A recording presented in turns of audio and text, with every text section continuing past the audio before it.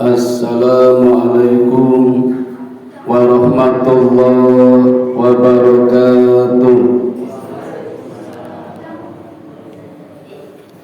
Alhamdulillahi wahda, sadaqa wa'da, wa nasara abda, wa a'azza junda, wa hazzamal ahzab wahda.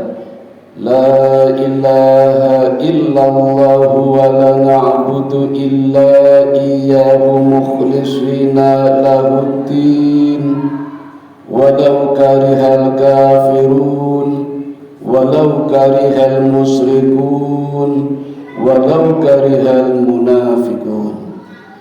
Jamaah Masjid Ar-Rahman yang dirahmati Allah, kalau tidak salah, terakhir saya menyampaikan kisah hidup dan dakwah Nabi Ibrahim alaihi salatu wassalam sampai pada terbentuknya komunitas masyarakat baru antara suku Jurhum dengan Sayyidati Hajar bersama Ismail.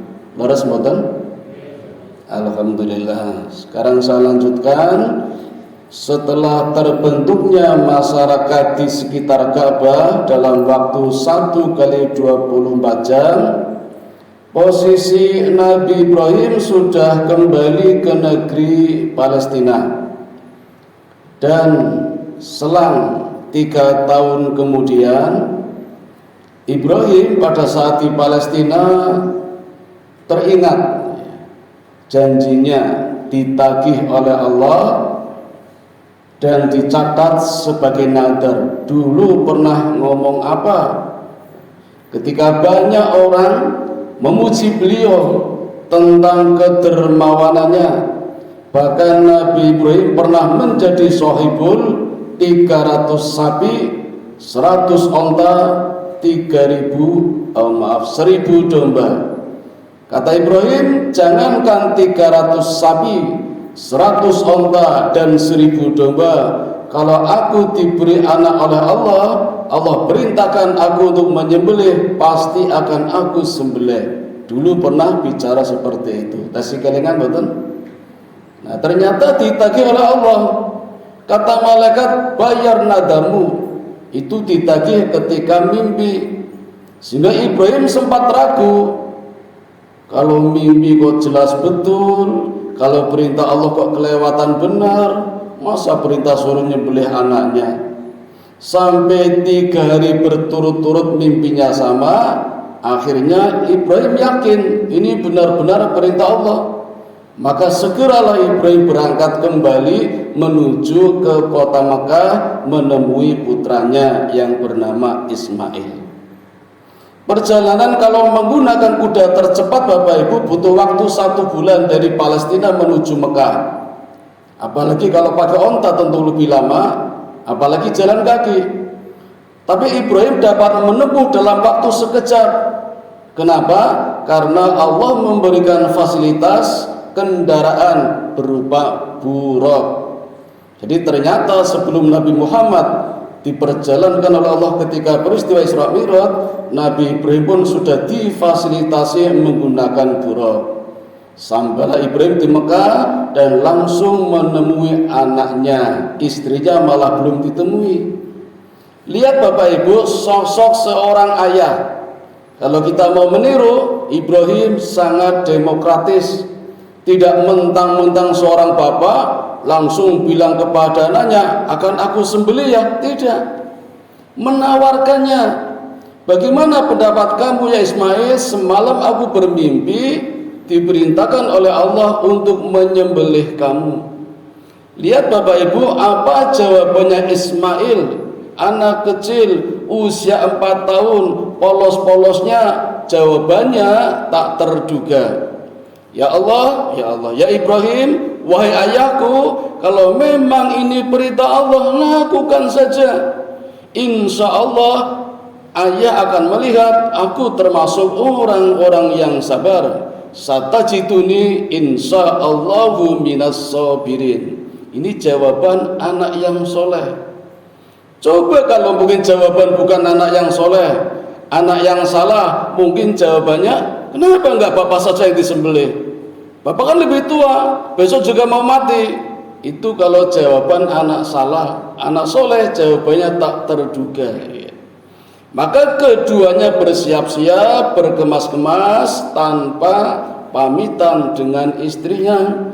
Tapi istrinya tahu, kemudian bertanya, hendak kemana? JJS, kalau jawaban kita kan JJS, jalan-jalan siang. Aku membawa tali, membawa kampak. Hajar percaya saja karena memang selama ini suaminya tidak pernah bohong, jujur, tawakal. Nah, justru yang repot Bapak Ibu ternyata iblis ibunya bukan main. Bagaimana caranya akan menggagalkan perintah Allah ini? Ini strategi iblis Bapak Ibu, dan ini berlaku di keluarga kita. Jadi kalau kita hidup dalam satu keluarga, pasti yang didatangi pertama adalah bapaknya, kita sebagai suami atau sebagai ayahnya. Strategi iblis seperti itu. Maka yang digoda pertama adalah Ibrahim. Apa kata iblis? Ya Ibrahim, kenapa Ismail hendak kamu sembelih? Lagi lucu-lucunya kamu nunggunya juga sudah sangat lama. Apa kata Ibrahim? Ini perintah Allah, nggak ada urusan dengan ente. Idhab ya la'ib. Sambil dilempar batu. Dan peristiwa pelemparan batu pertama ini yang menjadi rukun haji dikenal dengan nama Jumratul Ula. Jumratul Ula ini monumental, mengusir keburukan yang ada di dalam jiwa kita. Karena kita seringkali berbuat buruk atas diri kita sendiri, tidak selalu orang lain. Itu yang disebut dengan fahsya. Dalam surat Al-Ankabut, fahsya wal mungkar, keji dan mungkar. Nah, fahsya ini keji. Fahsya itu perbuatan buruk yang timbul dari diri kita sendiri, sumbernya dari perut dan kemaluan. Jadi bukan salah orang lain. Kadang kita nyalakan orang lain, tapi kita juga salah diri kita sendiri. Sumbernya dari perut karena kita banyak makan, apalagi yang kotor-kotor, dengan kemaluan. Itu namanya perbuatan fahsya. Nah, ini simbol dari Jumratul Ula. Gagal menggoda Ibrahim, pindah kepada istrinya. Kata iblis, wah ini barangkali bisa digoda ini. Kadang wanita lebih kuat perasaannya daripada pikirannya. Maka datanglah iblis menggoda Hajar, istrinya. Apa kata iblis? Ya Hajar, kamu tahu tidak, kalau Ismail di bawah Ibrahim akan disembelih. Kenapa? Katanya perintah Allah. Perintah Allah, perintah Allah. Kata Hajar, ya iblis, kalau ini memang perintah Allah, jangankan Ismail, kalau aku mau disembelih, aku juga siap disembelih. Itu jawaban istrinya. Wah, kata iblis, wah ini lebih gilaan daripada suaminya. Iblis pergi, dilempar itu. Nah, pelemparan yang kedua ini disebut Jumratul Wusta, yang menjadi rukun haji. Ini juga monumental buat kita. Selain diri kita digoda oleh diri kita sendiri, keburukan yang diperbuat diri kita sendiri, kita juga kadang berbuat buruk karena orang lain yang ada di dalam keluarga kita. Mungkin istri kita, bagi istri mungkin suami kita, mungkin mertua kita, mungkin keponakan, mungkin paman, orang-orang yang ada di dalam rumah tangga kita. Nah, ini simbol perwujudannya adalah pelemparan batu yang kedua, Jumratul Wusta. Tinggal anaknya ini. Ini strategi iblis. Kalau ayahnya gagal, ibunya gagal, nah mungkin anaknya, karena biasanya anak kecil bisa dilecehin. Maka iblis mulai menggoda Ismail. Datangi Ismail. Ismail, kamu tahu nggak? Iblis belum ngomong, langsung dilempar oleh Ismail. Dan pelemparan yang ketiga ini disebut di dalam rukun haji adalah Jumratul Aqobah. Nah, artinya apa? Ini monumental bahwa kita juga selain ada keburukan dalam diri kita, ada juga keburukan dari orang lain yang ada di dalam keluarga kita. Kita juga tidak lepas dari rongrongan, gangguan, godaan yang ada di luar rumah kita. mungkin tetangga kita, mungkin tempat pendidikan kita, di kampung-kampung yang banyak godaannya. Nah, monumentalnya adalah pelemparan yang ketiga, Jumratul Aqabah. Nah, iblis pergi, maka mulailah prosesi penyembelihan yang dilakukan di Bukit Mina. Bapak Ibu yang dirahmati Allah, apa yang dikatakan Ismail kepada Ibrahim sebelum disembelih? Ya ayah, lakukanlah segera perintah Allah. Kalau ayah tidak tega, janganlah melihatku. Dan nanti kalau sudah ayah aku sembelih, sudah aku disembelih ayah, sampaikan salam kepada ibuku dan simpanlah bajuku. Ini anak kecil Bapak Ibu. Kalau kita sebagai bapak tentu tidak tega itu. Tapi karena perintah Allah, Ibrahim pun melakukannya. Dalam posisi sudah siap, pedang sudah ada di atas leher. Dan begitu Nabi Ibrahim mengucapkan Bismillahi Allahu Akbar, ternyata tidak mempan. Sampai berkali-kali kok tidak mempan. Ismail menunggu lama ini, sampai mengatakan, ya ayah kok lama sekali, apa tidak jadi? Kata ayahnya, tidak mempan Ismail. Padahal sudah aku asah dengan tajam, batu saja bisa aku potong, kenapa ini tidak bisa? Kata Ismail, mungkin kita dikira tidak ikhlas oleh Allah. Cobalah ayah tidak melihatku, nanti enggak tega. Dan nanti bajuku yang berlumuran darah simpan sajalah, karena nanti membuat ayah tidak tega. Maka dilakukan proses yang kedua, sama seperti tadi. Begitu mengucap Bismillahi Allahu Akbar, enggak mempan juga ini. Yang kedua kalian tidak mempan. Ismail pun menunggu lama, kenapa tidak jadi ya ayah? Mungkin ya ayah, Allah mengira aku tidak rela. Cobalah lepas ikatanku, bajuku juga dilepas, dan aku siap menghadap engkau ya ayahku. Mulai prosesi yang ketiga. Dan pada proses yang ketiga ini, akhirnya Ibrahim berhasil melakukan tugasnya, menyembelih putranya. Tetapi apa yang terjadi? Begitu Ibrahim melihat, yang dilihatnya ternyata bukan Ismail, tapi domba atau kambing kibas yang gemuk, konon diambilkan dari surga. Dulu persembahannya putranya Nabi Adam yang bernama Habil. Dan terdengarlah seruan, ya Ibrahim, kamu sudah melaksanakan tugas beratmu, maka kembalilah berdakwah untuk melakukan tugas yang selanjutnya. Selesai Bapak Ibu prosesi sembelihan kurban yang sampai sekarang menjadi bagian dari peribadatan kita. Jadi banyak peristiwa di keluarga Ibrahim yang menjadi peribadatan seluruh umat manusia sampai sekarang. Maka Ibrahim dan keluarganya panen pahala. Semua yang dilakukan oleh umat sekarang menjadi pahala investasi bagi Nabi Ibrahim dan keluarganya. Nah, selesai Bapak Ibu prosesi sembelihan kurban, selanjutnya Ibrahim kembali lagi ke Palestina.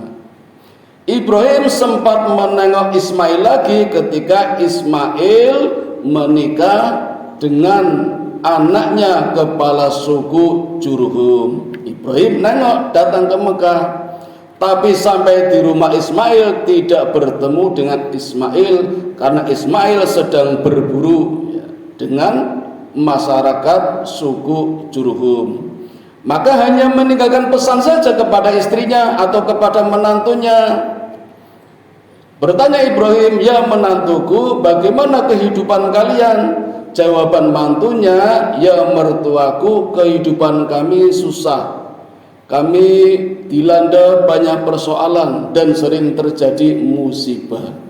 Mendengar jawaban menantunya seperti ini, Ibrahim mengatakan, nanti kalau Ismail datang, tolong sampaikan pesanku. Apa pesannya? Segera suruh mengganti palang pintunya.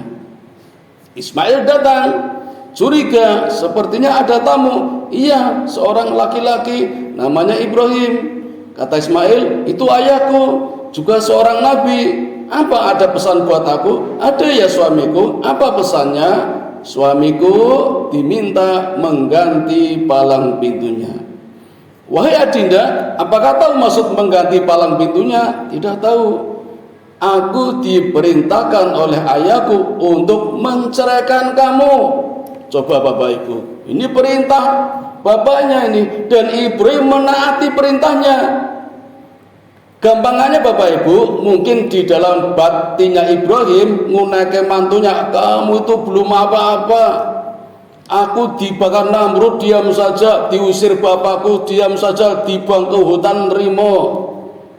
Disuruh Allah menyembelih ikhlas.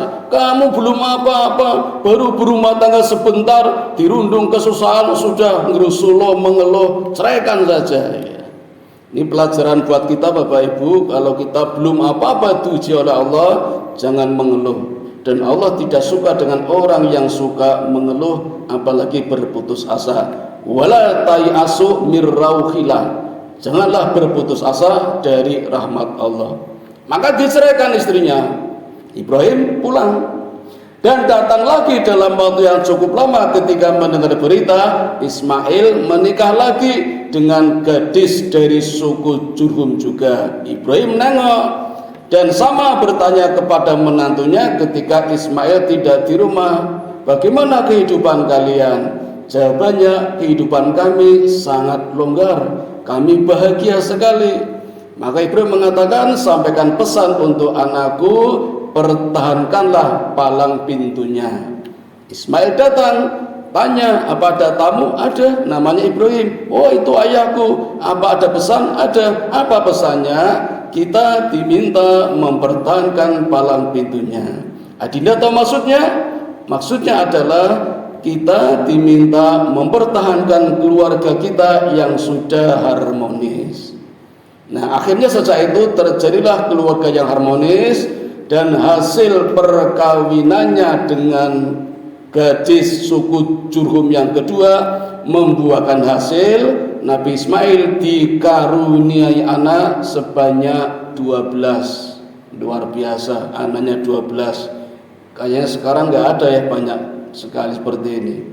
Nah Bapak Ibu, dari 12 anak ini nanti keturunannya ada yang menjadi nabi, tapi tidak banyak, hanya 4. Nabi Ilyas, Nabi Ilyasa, Nabi Ayub, dan terakhir Nabi Muhammad sallallahu alaihi wasallam.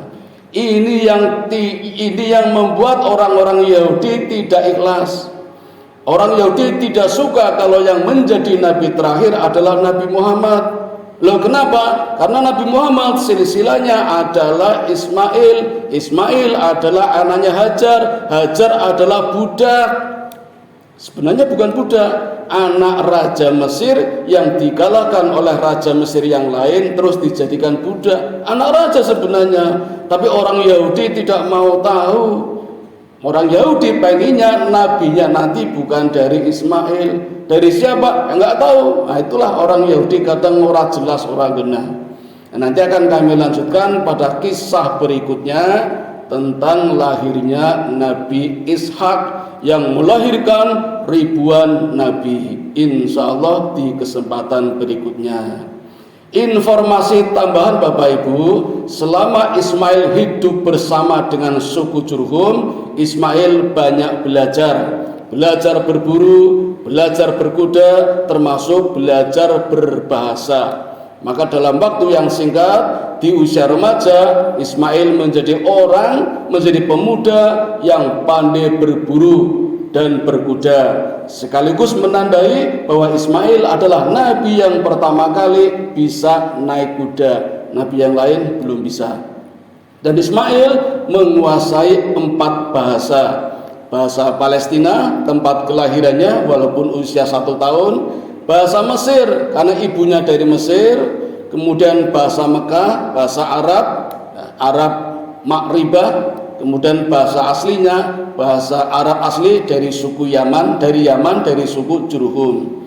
Sehingga Nabi Ismail juga disebut nabi yang pertama kali yang fasih berbahasa Arab. Nah, demikian Bapak Ibu, selesai sudah kisah perjalanan dakwah Nabi Ismail. Nanti terakhir Nabi Ismail sempat mengunjungi bapaknya ketika meninggal dunia. di Palestina, dimakamkan di Gua Mahfela. Nah, di sanalah bertemu dengan adiknya yang bernama Nabi Ishaq. Cekap boleh Bapak Ibu? Mengatakan yang sudah kami sampaikan mudah-mudahan ada manfaatnya. Amin ya robbal alamin. Mari kita tutup kuliah subuh ini dengan bersama-sama membaca doa kifaratul majelis. Subhanakallahumma wa bihamdika asyhadu an la ilaha illa anta astaghfiruka wa atubu ilaik. Assalamualaikum warahmatullahi wabarakatuh.